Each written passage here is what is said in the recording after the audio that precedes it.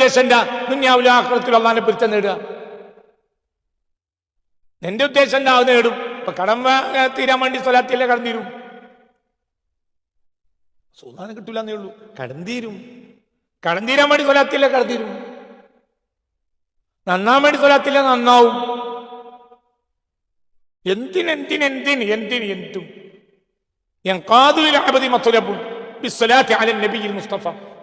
എന്തുകൊണ്ട്? അത് അത് റബ്ബിനെ തൃപ്തിപ്പെടുത്തലാണ്. അതിലൂടെ മുസ്തഫ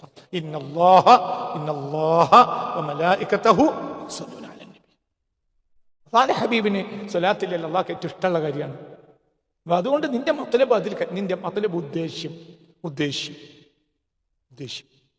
സ്വലാത്ത് ഉദ്ദേശം എന്ന് പറയും. ചില ഉദ്ദേശം തെറ്റാണ്. ഉദ്ദേശം അല്ല, ഉദ്ദേശ്യം എന്ന് പറയും. അലൈഹി സ്വലാത്തുല്ലാഹി സുമ്മ സലാമുഹു സ്വലാത്തൻ ലനാ കുല്ലൽ മഖാമാതി തജ്ലിബു. അലൈഹി സ്വലാത്തുല്ലാഹി സുമ്മ സലാമുഹു സ്വലാത്തൻ ലനാ ബിൽ മുസ്തഫൽ ജദ്ബു യഖ്സിബു. അലൈഹി സ്വലാത്തുല്ലാഹി സുമ്മ സലാമുഹു മഅൽ ആലി വൽ അസ്ഹാബി ദഹ്റൻ തുഖല്ലിബു. ആ പുണ്യ റസൂൽ അൽ കാമിലു സമ്പൂർണനാണ്. അൽ മഹ്മൂദു എപ്പോഴും പ്രശംസിക്കപ്പെടുന്നവനാണ്. ഹമിദഹുൽ അവ്വലൂന വൽ ആഖിറൂൻ ആദ്യകാലക്കാരും അവസാനകാലക്കാരും പ്രശംസിച്ച ഒരാൾ അള്ളാഹു കഴിഞ്ഞാൽ ലോകത്തുള്ളത് മുഹമ്മദാണ്. സൃഷ്ടികളിൽ അത് മുഹമ്മദ് മാത്രമാണ്. അതായത് ഹമിദഹുൽ അവ്വലൂന വൽ ആഖിറൂൻ, ഹമിദഹുൽ അവ്വലൂന വൽ ആഖിറൂൻ ആദ്യകാലക്കാരും അവസാനകാലക്കാരും ആ പുണ്യ റസൂലിനെ പ്രശംസിച്ച് പറഞ്ഞിട്ടുണ്ട്. അവിടുത്തെ സനാ ഇല്ലാത്ത ഒരു വേദഗ്രന്ഥവും ആകാശത്തുനിന്ന് ഭൂമിയിലേക്ക് ഇറങ്ങിയിട്ടില്ല. അതാണ് പറഞ്ഞതിനർത്ഥം. ഹമിദഹുൽ അവ്വലൂന വൽ ആഖിറൂൻ ആദ്യകാലക്കാരും അവസാനകാലക്കാരും എല്ലാവരും പുണ്യ റസൂലിനെ പ്രശംസിച്ച് പറഞ്ഞിട്ടുണ്ട്. അവിടുത്തെ പ്രശംസിക്കാത്ത ഒരാളുമില്ല, ചരിത്രത്തിലില്ല. ഒരു വേദഗ്രന്ഥവും പുണ്യ റസൂലിനെ പ്രശംസിക്കാതെ ഇറങ്ങിയിട്ടില്ല. വൽ കാമിലു അവിടുന്ന് സമ്പൂർണന, ഒരു നുക്സാനില്ല.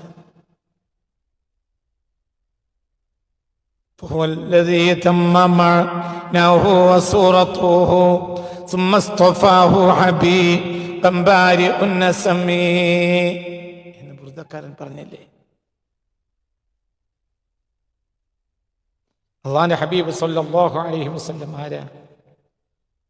അവിടുന്ന് പുണ്യ റസൂൽ സമ്പൂർണനാണ്. ഫഹുവല്ലദീ തമ്മ മഅനാഹു സൂറത്തുഹു അവിടുത്തെ ആശയവും അവിടുത്തെ രൂപവും എല്ലാം സമ്പൂർണമാണ്. ഇതിനേക്കാൾ ഒരു സൃഷ്ടിയെ പ്രപഞ്ചം കണ്ടിട്ടില്ല. ഇത്ര ചുരുക്കുള്ള ഒരാളെ ഭൗമമണ്ഡലം കണ്ടിട്ടില്ല. ആ ചുരുക്ക് കാണാൻ അല്ലാഹു നമുക്ക് സന്തോഷത്തോടെ പരലോകത്തെ തൗഫീഖ് തരട്ടെ.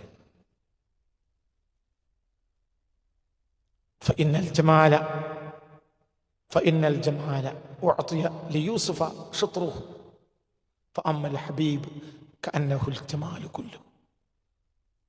സൗന്ദര്യത്തിന്റെ പകുതി ഭാഗമാണ് യൂസുഫിന് നൽകപ്പെട്ടതെങ്കിൽ സൗന്ദര്യം തന്നെയാണ് മുഹമ്മദ് മുസ്തഫക്ക് നൽകപ്പെട്ടത്. അപ്പൊ ആരാ?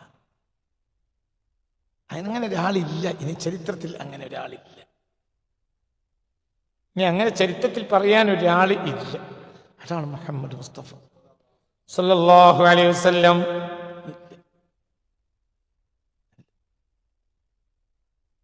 യാ സുബ്ഹാനല്ലാഹ്. വൽ കാമിലുൽ മഹ്മൂദ് ഏറെ പ്രശംസിക്കപ്പെട്ട ആളാണ്. ഐ ഹമിദഹുൽ അവ്വലൂന വൽ ആഖിറൂൻ എന്ന് എഴുതിവെക്കാം. ഹമിദഹുൽ അവ്വലൂന വൽ ആഖിറൂൻ ആദ്യകാലക്കാരും അവസാനക്കാലക്കാരും ഈ പുണ്യ റസൂലിനെ പ്രശംസിച്ചു പറഞ്ഞിട്ടുണ്ട്. അതുകൊണ്ടാണ് അവിടത്തേക്ക് മുഹമ്മദ് എന്ന് അള്ളാഹു കനിഞ്ഞരുള്ള ഈ പേര് നൽകിയത്. മുഹമ്മദ് ആരാലും പ്രശംസിക്കപ്പെട്ട ആളാണ്, ആരാലും പ്രശംസിക്കപ്പെട്ടതാണ്. ബുദ്ധി നേരെ നിന്നവനെല്ലാം പുണ്യ റസൂൽ മുസ്തഫയെ പ്രശംസിച്ചിട്ടേ ഉണ്ട്. ബുദ്ധി നേരെ നിന്നവൻ. അപ്പോൾ അവിടുന്ന് അഖ്ലിന്റെ ഒരു സ്കെയിലാണ്, ഒരു തഖ്വീം, ഒരു സ്കെയിൽ എന്ന് പറയാം. ഏതൊരു അഖ്ലിനും ഏതൊരു ബുദ്ധിക്കും പുണ്യ റസൂൽ ഒരു സ്കെയിലാണ്. തഖ്വീം എന്ന സ്കെയിൽ, തഖ്വീം എന്ന സ്കെയിൽ. തഖ്വീം ലികുല്ലി ഖത്തിൻ, ഏതൊരു വരക്കും പുണ്യ റസൂൽ ഒരു ലികുല്ലി ആഖിലിൻ ലികുല്ലി ഖത്തിൻ, വരക്ക് തഖ്വീം സ്കെയിലാണെങ്കിൽ, വര കൃത്യമാണെന്ന് അറിയുന്നത് സ്കെയിൽ കൊണ്ടാണെങ്കിൽ, ആഖിൽ കൃത്യമാണോ എന്നറിയുന്നത് മുഹമ്മദ് മുസ്തഫയെ കൊണ്ടാണ്. ഒരാളുടെ ബുദ്ധി നേരെയാണെങ്കിൽ അയാൾ പുണ്യ റസൂലിനെ പ്രശംസിക്കും സല്ലല്ലാഹു അലൈഹി വസല്ലം. അത്രയും വലിയ നേരെ ഇതിനേക്കാൾ നല്ല സൃഷ്ടിയെ പടക്കുക എന്നത് അള്ളാഹുവിന് കുദറത്തില്ലാത്തതാണോ? അല്ല, അതിനും അള്ളാഹു കുദറത്തില്ലാത്തവനല്ല. പക്ഷേ അങ്ങനെ ലാഹിറിൽ ഇല്ല, പ്രത്യക്ഷത്തിൽ ഇല്ല. അള്ളാഹിന്റെ ഹബീബിന് പകരം വേറൊരു സൃഷ്ടിയെ അള്ളാഹു പടച്ചിട്ടില്ല. അതാണ് മുഹമ്മദ്. അവിടുന്ന് മഹ്മൂദാണ്, അവിടുന്ന് അപേക്ഷയാണ്, അവിടുന്ന് പ്രതീക്ഷയാണ്. ഇനി ഗൈബത്തിൽ നിന്ന് ഹുദൂറിലേക്ക് തെറ്റാണ്. സാഹിത്യത്തിന്റെ ഒരു ശൈലിയാണ്. ഞാൻ ചിലപ്പോഴൊക്കെ നിങ്ങളോട് പറയാറുണ്ട്. ഹുവ അവിടുന്ന് എന്ന് പറഞ്ഞിട്ട് വാന്ത അങ്ങ് എന്ന് പറഞ്ഞു. ഹബീബ്, അങ്ങ് ഹബീബാണ്. അതിന് എന്താ പറയുക, അത് സാഹിത്യത്തിന്റെ ശൈലിയാണ്. എങ്ങനെ ഗൈബത്ത് നിന്ന് ഹുദൂറിലേക്ക് തെറ്റും, ഹുദൂർ നിന്ന് ഗൈബത്തിലേക്ക് തെറ്റും. അത് ബഹുമാനത്തിൻ്റെതാണ്. ഇവിടുന്ന് എന്നാ പറയുന്നത്, പക്ഷെ അവിടുന്ന് പറയും. അതെന്താണ്? ബഹുമാനം. അങ്ങേക്ക് എന്ന് പറയും. അങ്ങേക്ക് അല്ലാഹുവിന്റെ സലാം ഉണ്ടാകട്ടെ, അസ്സലാമു അലൈക അയ്യുഹൻ നബി. അത് അങ്ങേക്ക്, അത് ഗൈബത്തിനെ ഹുദൂറിലാക്കുക, ചിലപ്പോൾ ഹുദൂറിനെ ഗൈബത്തിലാക്കും. അതൊക്കെ ഇങ്ങനെ മാറ്റിമറിച്ചും അവതരിപ്പിക്കും. അത് സാഹിത്യത്തിന്റെ ശൈലിയാണ്. അന്തൽ ഹബീബുൽ മുസ്തഫ വൽ മുഖറബു. അന്തൽ ഹബീബ്, അങ്ങ് എല്ലാവർക്കും ഹബീബാണ്. പ്രത്യേകിച്ച് മൗല ജല്ല വഅലയായ റബ്ബിന്റെ ഹബീബാണ്. അൽ മുസ്തഫ, ഏറെ ശുദ്ധീകരിച്ച് തെരഞ്ഞെടുക്കപ്പെട്ട ആളാണ്. വൽ മുഖറബു, ആരെക്കാളും മൗലയായ ജല്ല വഅലയായ റബ്ബിലേക്ക് അടുപ്പിക്കപ്പെട്ട ആളാണ്. അന്തൽ ഹബീബുൽ മുസ്തഫ വൽ മുഖറബു. അന്തൽ ഹബീബ്, അങ്ങ് ഹബീബാണ്. അൽ മുസ്തഫ, അങ്ങ് മുസ്തഫയാണ്. വൽ മുഖറബു, അങ്ങ് മുഖറബുമാണ്. ഏറെ മുഖറബാണ്, ഏറെ അടുപ്പിക്കപ്പെട്ട, അള്ളാഹുവിലേക്ക് ഏറെ അടുപ്പിക്കപ്പെട്ട ആളാണ്. 39-ാമത്തെ പേജ്. ഖദ് ശഹീദല്ലാഹുൽ അലീമു ബിഅന്നഹു അലീമുൽ ലിഖൈറിൽ ഖൽഖി ഖുലുഖുൻ മുഹദ്ദബു. ഖദ് ശഹീദല്ലാഹു, അള്ളാഹു സാക്ഷിയാണ്. അൽ അലീമു, ഏറ്റവും മഹാനായ അള്ളാഹു സാക്ഷിയായിട്ടുണ്ട്. ബിഅന്നഹു അലീമുൻ, മുഹമ്മദ് മുസ്തഫ അലീമാണ് എന്നതുകൊണ്ട്. ഖൈറുൽ ഖൽഖായ പുണ്യ റസൂലിനുണ്ട് ഖുലുഖുൻ മുഹദ്ദബുൻ, ശുദ്ധീകരിക്കപ്പെട്ട ഒരു സ്വഭാവം. വഇന്നക ലഅലാ ഖുലുഖിൻ അലീം. അലീം എന്ന് പുണ്യ റസൂലിനെ പറ്റി പറഞ്ഞു. ഒരു ശുദ്ധീകരിക്കപ്പെട്ട സ്വഭാവം അവിടേക്കുണ്ട്. അവിടുത്തെ സ്വഭാവമാണ് ഒറിജിനൽ സ്വഭാവം. അതാണ് സ്വഭാവം. അള്ളാഹുവിന്റെ ഹബീബിന്റെ സ്വഭാവം അതാണ് ഒറിജിനൽ. യഥാർത്ഥത്തിൽ അതാണ് സ്വഭാവം. എന്നാ സ്വഭാവം എന്ന് പറയും. പുണ്യ റസൂലിന്റെ സ്വഭാവം അതാണ് സ്വഭാവം. വേറെ ഏത് സ്വഭാവം, അതിന്റെ അർത്ഥം എന്താ? അതാണ് പൂർണ്ണത. ധീരത കണ്ടെടുത്ത് ധീരത കാണിക്കും. എല്ലാം മനസ്സിലായില്ല. ദയ കാണിക്കേണ്ടടുത്ത് ദയ കാണിക്കും, എന്നാൽ ശിക്ഷിക്കേണ്ടതിന് ശിക്ഷിക്കും. ഇതൊക്കെ മനുഷ്യനുണ്ടായ ഗുണങ്ങളാണ്. ദയ കാണിക്കേണ്ടത് ദയ കാണിക്കും. അപ്പൊ അഹിംസ എന്നുള്ളത് നല്ലതാണ് അല്ലേ? അഹിംസ ചില സ്ഥലത്ത് നല്ലതാണ്, ചില സ്ഥലത്ത് നല്ലതല്ല. പുണ്യ റസൂൽ അഹിംസ ഉള്ള ആളാണ്. പക്ഷെ അതേ സമയത്ത് ഹിംസിക്കേണ്ടടുത്ത് ഹിംസിക്കും ചെയ്യും. പരമാവധി അഹിംസ പുണ്യ റസൂലിന്. അഹിംസാ സിദ്ധാന്തം ഒരു പൂർണ്ണ വിജയമല്ല. അത് അഹങ്കാരിക്ക് ചിലപ്പോൾ അഹങ്കാരത്തെ കൂട്ടും. അതെവിടെയും പ്രാക്ടിക്കൽ അല്ല അഹിംസ. അതേസമയത്ത് അഹിംസയാണ് പുണ്യ റസൂലിൻ്റെത്. പരമാവധി മനുഷ്യൻ ദ്രോഹിക്കാതിരിക്കും, ഒരാളും ഒന്നും ചെയ്യൂല. അതേസമയത്ത് മുട്ടാളന്മാർ അവരും മനുഷ്യനെ ഉപദ്രവിച്ചേ അടങ്ങും എന്നുണ്ടെങ്കിൽ അവരെ മുന്നിൽ ധീരനായി നിൽക്കും. അപ്പൊ അവരടങ്ങും. അപ്പോൾ അഹിംസാ സിദ്ധാന്തം ഒരു സമ്പൂർണ്ണ വിജയം അല്ല. അത് അഹങ്കാരിക്ക് അഹങ്കാരത്തെ കൂട്ടും, ഒരു ബൈ ചാൻസ്. മനസ്സിലായില്ലേ? ബ്രിട്ടീഷുകാരെ സംബന്ധിച്ചിടത്തോളം ബ്രിട്ടീഷ് മനസ്സുള്ള കോടാനക്കോടി ആളുകളെ ഇന്ത്യയിൽ അവർ ഉൽപ്പാദിപ്പിച്ചു. ഇനി അവർക്ക് കഷ്ടപ്പെടേണ്ട ആവശ്യമില്ല. ഇനി അവർ അവിടെ പോയിരുന്നാൽ മതി. അവർക്ക് ഇവിടുന്ന് ലാഭം കൊയ്യാം. ഇന്ന് നമ്മളെ നാട്ടിലുള്ള ഏകദേശം സമ്പത്ത് മുഴുവനും ഇന്നും കൈവശം വെക്കുന്നത് ആരാ? ബ്രിട്ടനാണ് ഇപ്പോഴും ബ്രിട്ടനാണ്.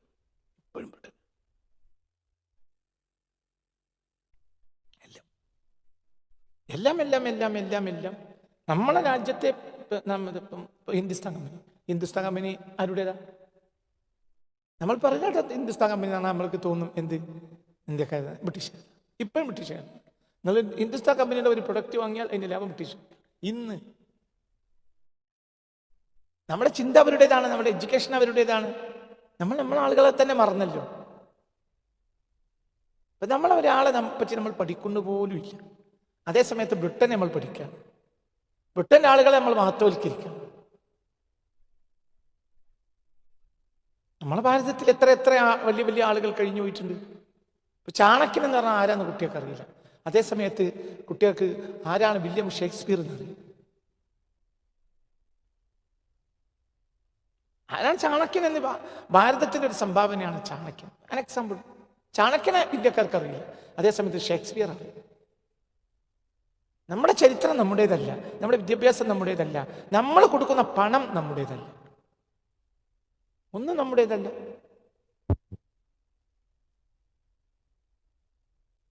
നമ്മുടെ സിസ്റ്റം നമ്മുടേതല്ല, നമ്മുടെ സിസ്റ്റം നമ്മുടേതല്ല. അപ്പൊ ഇന്നത്തെ മോഡേൺ എഡ്യൂക്കേഷൻ സിസ്റ്റം അവരുടേതാണ്, ബ്രിട്ടീഷുകാരുടേതാണ്. കൃത്യമായി പറഞ്ഞാൽ റോക്ക്ഫെല്ലറുടേതാണ്.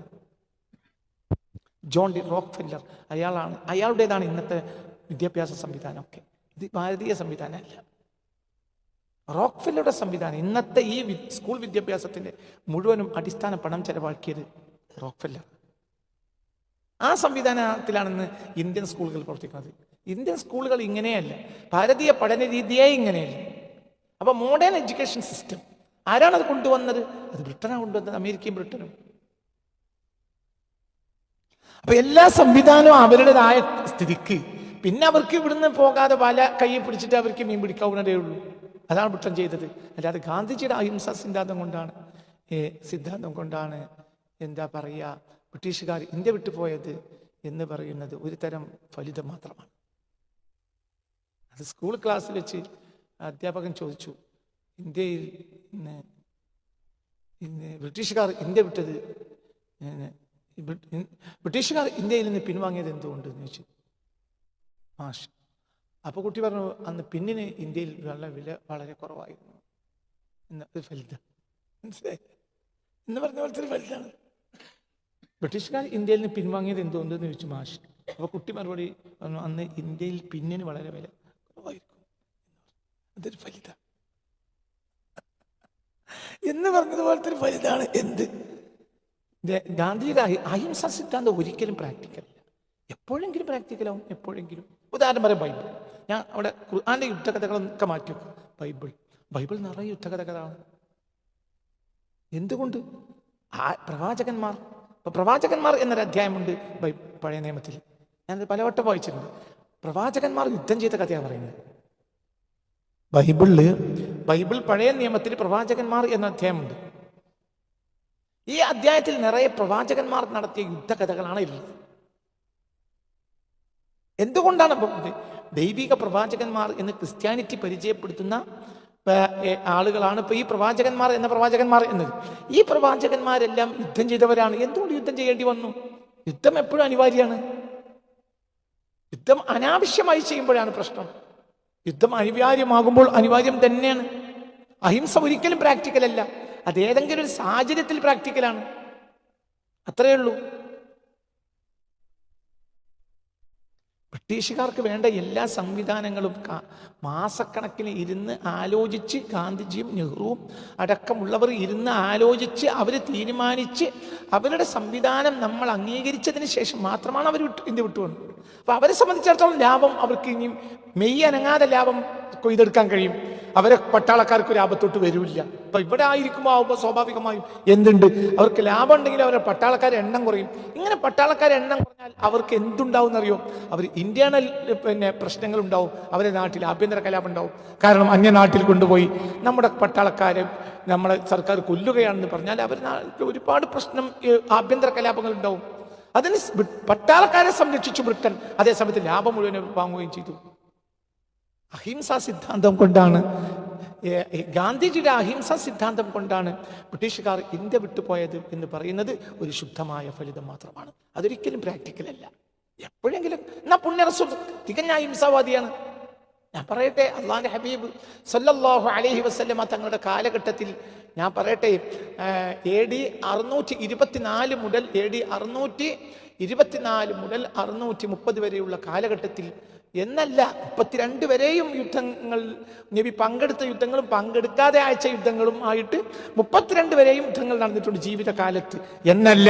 പുണ്യ നബി സല്ലല്ലാഹു അലൈഹി വസല്ലമ തങ്ങൾ വഫാത്താകാൻ കിടക്കുന്ന നേരത്ത് പോലും എന്ത് ചെയ്യുന്നുണ്ട്?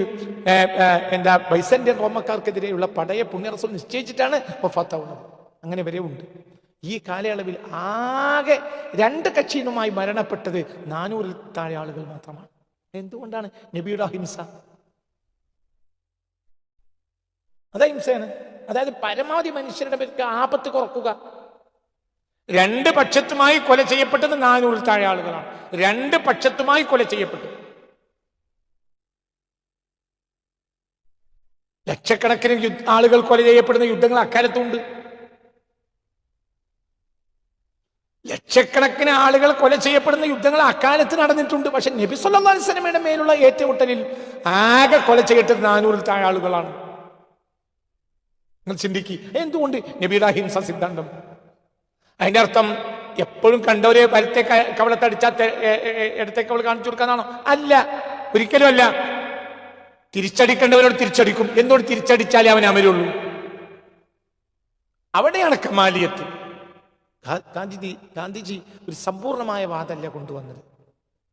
അത് എപ്പോഴെങ്കിലും പ്രാക്ടിക്കലാവും, എപ്പോഴും പ്രാക്ടിക്കൽ ആവൂല. മനസ്സിലാവേണ്ട പറഞ്ഞു, വളരെ ചിന്തിക്കണം. ഏറ്റവും നല്ല സ്വഭാവം മുഹമ്മദ് മുസ്തഫയുടേതാണ്. അത് സർട്ടിഫിക്കറ്റ് കൊടുത്തിട്ടുണ്ട്. ആര്? അല്ലാഹു. അതുകൊണ്ട് പിന്നെ കാലഘട്ടത്തിൽ ഒതുങ്ങണ്ടലൊക്കെ ഒതുങ്ങി. എന്തുകൊണ്ട്? ഇവർ മനുഷ്യന്മാരെ വെറുതെ വിടൂല. ഇവരോട് കളിച്ചാൽ, ഇവരോടല്ല ആരോടെങ്കിലും കളിച്ചാൽ ഒരു ക്രിസ്ത്യാനിയായ ഒരു രാജാവിൻ്റെ മകളെ എന്ത് ചെയ്തു? മറ്റൊരു ക്രിസ്ത്യാനിയായ രാജാവ് കൈവശം വെച്ച് റേപ്പ് ചെയ്തു. അപ്പോൾ ഒരു ക്രിസ്ത്യാനിയായ ആ രാജാവ് ഈജിപ്തിൽ വന്ന മുസ്ലിമീങ്ങളോട് എന്നെ രക്ഷപ്പെടുത്തണം എന്ന് ആവശ്യപ്പെട്ടു. അങ്ങനെയാണ് ചരിത്രത്തിൽ ആദ്യമായി മുസ്ലിങ്ങൾ യൂറോപ്പിലേക്ക് പോകുന്നത്. മുസ്ലിങ്ങൾ ചെന്നു, ആ രാജാവ് കീഴൊതുങ്ങി, ആ പെൺകുട്ടിയെ വിട്ടുകൊടുത്തു. ഇത് അഹിംസ സിദ്ധാന്തം കൊണ്ട് നടക്കുന്ന കാര്യമാണ്. നിങ്ങൾക്ക് പറഞ്ഞത് മനസ്സിലായില്ല. ഏറ്റവും വലിയ സൽസ്വഭാവി മുഹമ്മദ് മുസ്തഫയാണ്. ഏറ്റവും വലിയ സൽസ്വഭാവം അഹിംസയല്ല. അഹിംസ പരമാവധി പ്രാക്ടിക്കലാവും, ചിലപ്പോൾ പ്രാക്ടിക്കൽ ആവൂല, അഗാധയും വന്നിട്ടുണ്ട്. ഉദാഹരണം, ഒരു പെൺകുട്ടിയെ ഒരു ക്രിസ്ത്യാനിയായ ഒരു ആളുടെ, ഒരു ക്രിസ്തീയ നാട്ടുരാജാവിൻ്റെ മകളെ എന്ത് ചെയ്തു? ഒരു യൂറോപ്യൻ രാജാവ്, സ്പെയിനിലെ ഒരു യൂറോപ്യൻ രാജാവ്, ക്യൂട്ട എന്നൊരു സ്ഥലമുണ്ട്, അത് തെഞ്ചയിൽ നിന്ന് ഏകദേശം ഒരല്പം സ്പീഡ് ബോട്ടിൽ പോയ ഒരു ദ്വീപാണ് ക്യൂട്ട. ആ ക്യൂട്ടയിലെ നാട്ടുരാജാവിൻ്റെ മകള് സ്പെയിനിലെ രാജാവ് കൊണ്ടുപോയി റേപ്പ് ചെയ്തെന്ന് മാത്രമല്ല, അവിടെ അയാളുടെ കൊട്ടാരത്തിൽ തടങ്കൽ പാർപ്പിക്കുകയും ആ പെൺകുട്ടിയെ വിട്ടുകൊടുക്കാതെ അയാളുടെ ഇംഗിതത്തിന് വശംവദപ്പെടുത്തുകയും ചെയ്തു. അങ്ങനെ ഈ പെൺകുട്ടി എന്തായി? ആ പെൺകുട്ടി മിസ്സായിപ്പോയി, എവിടെയെന്ന് അറിയില്ല. അവസാനം ഒരാളുടെ വശം, കൊട്ടാരത്തിൽ നിന്ന് ഈ പെൺകുട്ടി ഒരു കത്ത് കൊടുത്തയച്ചു അച്ഛനെ, ക്യൂട്ടയിലെ തൻ്റെ അച്ഛനായ നാട്ടുരാജാവിന്. ഇത് കിട്ടിയപ്പോൾ ആ രാജാവിനോട് യുദ്ധം ചെയ്ത് കുട്ടിയെ മോചിപ്പിക്കണം. പല നിലക്ക് അയാൾ വന്ന് പറഞ്ഞു നോക്കി, അയാൾ വിട്ടുകൊടുത്തില്ല. കാരണം അയാൾ അനുഭവിക്കുന്ന സുഖത്തിന് അയാൾ വിട്ടുകൊടുക്കില്ല, സ്വാഭാവികമാണ്. അവിടെ ആയുധം പ്രയോഗിക്കേണ്ടി വരും. അയാൾക്ക് എനിക്ക് കരുത്തുമില്ല. അയാൾ നേരെ ഈജിപ്തിൽ വന്നു. എന്ന് ഈജിപ്ത് മുസ്ലിമീങ്ങൾ ഭരിക്കുന്ന കാലമാണ്. മനസ്സിലാവേണ്ട പറഞ്ഞത്. അയാൾ നേരെ ഈജിപ്തിൽ വന്നിട്ട് പറഞ്ഞു, എന്ത്? അംർ ഇബ്നു ആസ് റളിയല്ലാഹു അൻഹു പട്ടാള ജനറലോട്, അടക്കമുള്ള ആളുകളോട് പറഞ്ഞു, എന്നെ രക്ഷപ്പെടുത്തണം, ഞാൻ ക്യൂട്ടയിലെ നാട്ടുരാജാവാൻ, എൻ്റെ മകളെ സ്പെയിനിലെ ഒരു രാജാവ് റേപ്പ് ചെയ്യാണ്, കൊട്ടാരത്തിൽ പാർപ്പിച്ച്, എൻ്റെ മോളെ രക്ഷപ്പെടുത്തി തരാം. മനസ്സിൽ ഫ്ലോറിഡ എന്നാണ് ആ പെൺകുട്ടിയുടെ പേര്. അതിൻ്റെ ആ പേരിൽ പിന്നെ സ്പെയിനിൽ മുസ്ലിമീങ്ങൾ ഒരു നഗരം സ്ഥാപിച്ചിട്ടുണ്ട് ആ പെൺകുട്ടിയുടെ പേര്. അപ്പോൾ ഇവിടെ എന്ത്? മുസ്ലിമീങ്ങൾ പോയി യുദ്ധം ചെയ്തു, ആ പെൺകുട്ടിയെ മോചിപ്പിച്ചു. മനസ്സിലാണ്ട് പറഞ്ഞത്. അപ്പോൾ സ്പെയിൻകാർ സ്വാഭാവികമായും നീതിയുക്തരായ നല്ല മനുഷ്യന്മാരെ ഇവരെ ഏറ്റെടുത്തു.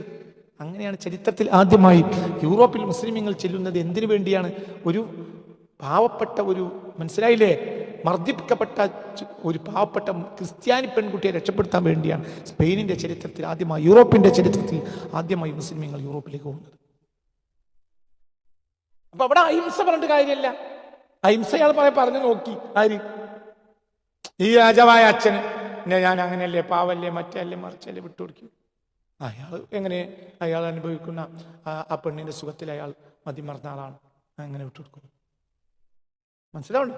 അപ്പോൾ അയാൾ അടിച്ചു, മുസ്ലിമുകൾ വന്ന് അടിച്ചു, അപ്പോൾ ഒതുങ്ങുകയും ചെയ്തു. എല്ലാവരോടും മര്യാദ പറഞ്ഞിട്ട് കാര്യമല്ല. മര്യാദ ഹബീബ് റസൂലുള്ളാഹി ഖുലുഖുൻ അലീം, മഹത്തായ സ്വഭാവം. അതായത് പരമാവധി ക്ഷമിക്കും, പരിധി വിട്ടാൽ തിരിച്ചടിക്കും, അപ്പോൾ ഒതുങ്ങും. അതാണ് ഖുലുഖുൻ അലീം. അള്ളാഹുവിന്റെ ഹബീബിന്റെ സ്വഭാവമാണ് ഏറ്റവും നല്ല സ്വഭാവം. അതിന്റെ മേലെ ഇനിയൊരു സ്വഭാവം ലോകത്തില്ല. അള്ളാഹു സർട്ടിഫൈ ചെയ്തതാണ്. ആര്?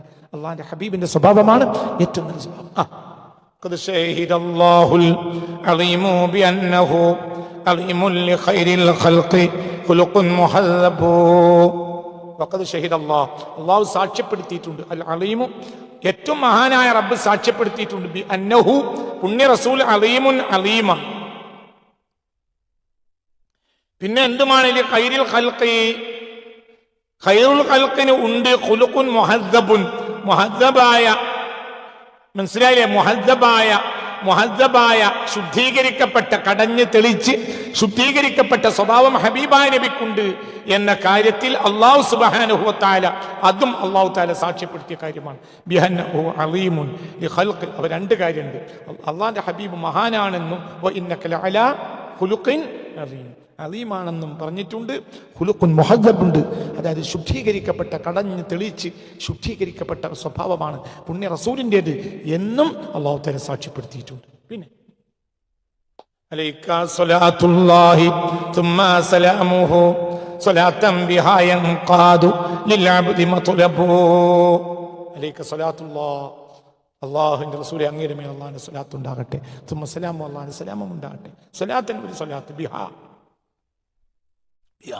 ആ സ്വലാത്ത് കൊണ്ട് ലഭ്യമാകും ലിൽ അബ്ദി, ഏതൊരു ദാസനും, മത്ലബുൻ, അവരുടെ ഏതുദ്ദേശവും.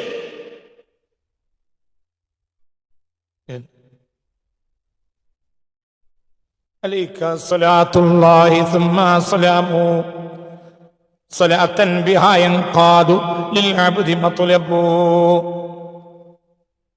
അലൈക സ്വലാത്തുള്ള, അങ്ങയുടെ മേൽ അള്ളാഹിന്റെ സ്വലാത്ത് ഉണ്ടാകട്ടെ, തുമ്മ സലാം, അള്ളാഹിന്റെ സലാം ഉണ്ടാകട്ടെ. സ്വലാത്തുൽ സ്വലാത്ത് ബിഹാ, ആ സ്വലാത്ത് കൊണ്ട് യൻഖാദു ലഭ്യമാകും ലിൽ അബ്ദി, രണ്ടർത്ഥം വെക്ക, ഏതൊരു അടിമക്കും അങ്ങനെ അർത്ഥം വെക്ക. ലിൽ അബ്ദി, ഈ അടിമക്ക്, അതായത് ഇബ്രാഹിം നിയാസിൽ കൗലഖി തങ്ങൾക്ക്, എനിക്ക് എന്നർത്ഥം. കരസ്ഥമാവും മത്ലബു, എന്റെ ഉദ്ദേശം, എന്റെ ഉദ്ദേശം എന്താ? ദുനിയാവിലും ആഖിറത്തിലും അള്ളാഹിനെ പൊരുത്തം നേടുക. എന്റെ ഉദ്ദേശം എന്താ? അത് നേടും. ഇപ്പൊ കടം തീരാൻ വേണ്ടി സ്വലാത്തിയല്ലേ കടം തീരും? സുൽത്താനം കിട്ടൂല എന്നേ ഉള്ളൂ, കടം തീരും. കടം തീരാൻ വേണ്ടി സ്വലാത്തിയല്ലേ കടം തീരും. നന്നാൻ വേണ്ടി സ്വലാത്തില്ല, നന്നാവും. എന്തും യൻഖാദുൽ അബ്ദി മത്ലബുൻ ബിസ്സലാത്തി അലൻ നബിയിൽ മുസ്തഫ. എന്തുകൊണ്ട്? അത് ഇർളാഉ റബ്ബിഹി തബാറക വ തആല, അത് റബ്ബിനെ തൃപ്തിപ്പെടുത്തലാണ് അതിലൂടെ. ബിസ്സലാത്തി അലൻ നബിയിൽ മുസ്തഫ, ഇന്നല്ലാഹ വ മലായികതഹു യസല്ലൂന അലൻ നബി. അല്ലാഹുവിന്റെ ഹബീബിന് സ്വലാത്തില്ല, അല്ലാഹുവിന് ഏറ്റവും ഇഷ്ടമുള്ള കാര്യമാണ്. അപ്പൊ അതുകൊണ്ട് നിന്റെ മത്ലബ്, അതിൽ നിന്റെ മത്ലബ്, ഉദ്ദേശ്യം സ്വലാത്ത് ഉദ്ദേശം എന്ന് പറയുന്ന ചില ഉദ്ദേശം തെറ്റാണ്. ഉദ്ദേശം അല്ല, ഉദ്ദേശ്യം എന്ന് പറയാം. മലയാള ഭാഷ തെറ്റരുത്, ഒരിക്കലും മലയാളം തെറ്റാതെ സൂക്ഷിക്കണം. ഉദ്ദേശമല്ല, എന്താണ് എല്ലാവരും പറയാം, ഉദ്ദേശമല്ല, ഉദ്ദേശ്യം. മനസ്സിലായില്ലേ? ഉദ്ദേശം എന്ന വാക്ക് തെറ്റാണ്. ഉദ്ദേശ്യം എന്ന് മത്ലബ്, ഉദ്ദേശ്യം. ഒരാളുടെ ഉദ്ദേശ്യവും സാധ്യമാകും അതിലൂടെ. بالصلاة على النبي المصطفى فإنها الصلاة على النبي المصطفى إرضاء لربه تبارك وتعالى. الله تعالى തൃപ്തിപ്പെടുത്തലാണ് എന്ത്? بالصلاة على النبي المصطفى. അപ്പോൾ എന്ത് കിട്ടും? لك صلاة الله ثم سلامه صلاة بها ينقاد للعبد مطلب. എന്തിനു മെനക്കെട്ടാൽ സ്വലാത്ത് ചൊല്ലിയാൽ മതി.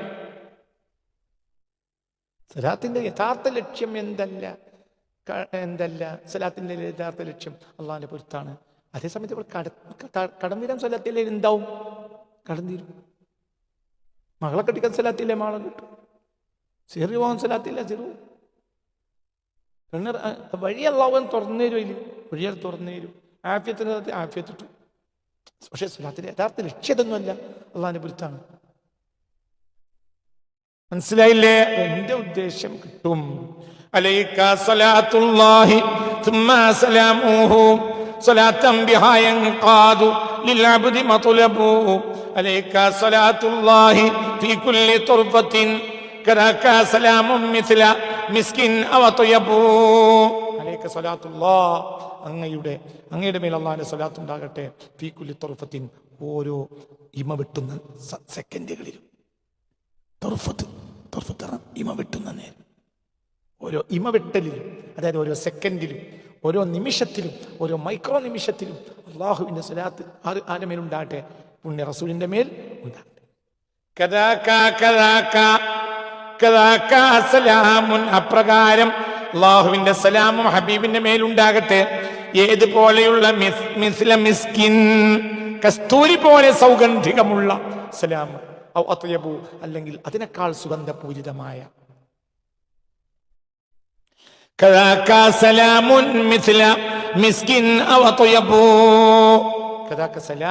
അള്ളാഹുവിന്റെ സലാമും ഹബീബിന്റെ മേലുണ്ടാകട്ടെ.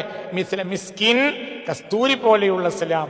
ഔ അത്വയബു, അല്ല കസ്തൂരിയേക്കാൾ സുഗന്ധപൂരിതമായ സലാം.